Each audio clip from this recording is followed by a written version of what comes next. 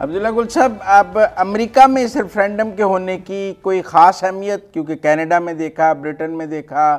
Australia میں دیکھا، New Zealand میں دیکھا، کو 8 ملکوں میں تو ہم یہ ریفرینڈم دیکھ چکے ہیں۔ یو ایس کافی لیٹ آیا، یہاں کیا آپ سگنیفیکنس دیکھتے ہیں امریکہ میں خالصتان ریفرینڈم کی؟ بسم اللہ الرحمن الرحیم، بہت شکریہ مزمل صاحب۔ اور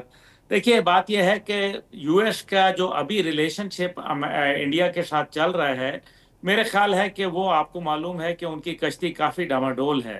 اور آئے دن ڈونلڈ ٹرمپ صاحب ان کو آڑے ہاتھوں لیتے ہیں، اور جس طریقے سے ٹریڈ ٹیرف بھی انہوں نے 25% سے بڑھا کے 50% کرنے کے بعد کر دی ہے، اور اگست کے آخر میں اس کا اطلاق بھی ہو جائے گا۔ تو ظاہر ہے یہ ساری چیزیں جو ہے وہ سمجھ آ رہی ہیں۔ اس سے پہلے بھی امریکہ کے اندر، کیلیفورنیا کے اندر غالباً جو ہے وہ سکھ فار جسٹس جو تنظیم ہے، جس کا جو ہے وہ میرے خیال میں انہوں نے شروع کیا تھا 2007 میں، اور یہ یو ایس بیسڈ ایک آرگنائزیشن ہے، NGO بھی کہلاتی ہے، لیکن انہوں نے شروع میں جو اپنے لندن سے سب سے پہلے ایک انہوں نے ریفرینڈم شروع کرایا، اور لندن میں جو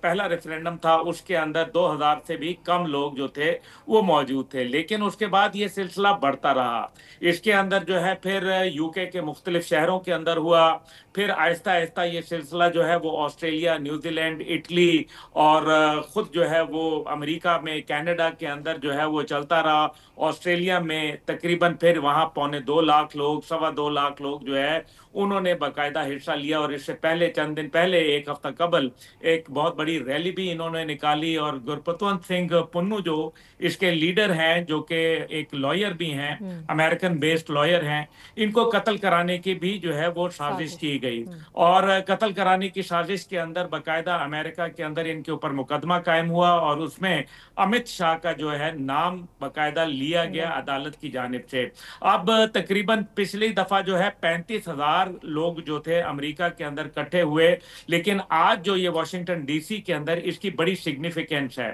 اس کی وجہ یہ ہے کہ واشنگٹن ڈی سی ظاہر ہے ان کا کیپٹل ہے، اور اس کی ایک اہمیت ہے، اور امریکہ شاید یہ بھارت کو پیغام دینا چاہ رہا ہے کہ تم جو زیادتیاں کر رہے ہو انسانیت کے ساتھ، وہ ان نوٹسڈ اور ان ہرڈ نہیں جا رہی۔ اس لیے میرے خیال میں جو جتیندر سنگھ گریوال، جو کہ ان کے نمبر 2 ہیں سکھ فار جسٹس کا، اس کا بنیادی مقصد جو تھا وہ یہ تھا کہ سن 1984 کے اندر جب ایک آپریشن بلو سٹار لانچ کیا گیا، اور گولڈن ٹیمپل کو جو ہے وہ بمباری کی گئی، اور وہاں تقریباً 8,000 سے زیادہ لوگوں کو جو ہے وہ